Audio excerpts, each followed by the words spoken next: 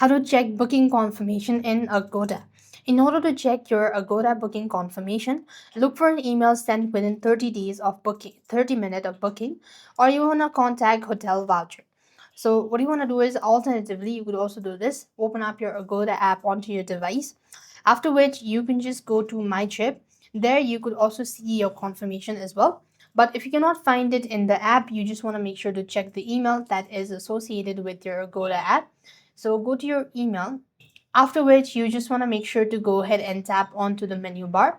There you could find it in the spam folder as well. Sometimes it could be there. And this way you are supposed to check booking confirmation in Agoda.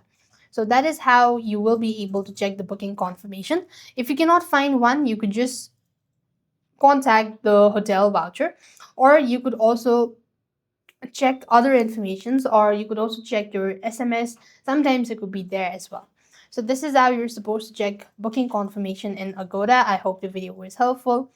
Make sure to like, share, and subscribe. Thank you for watching. See you in the next video.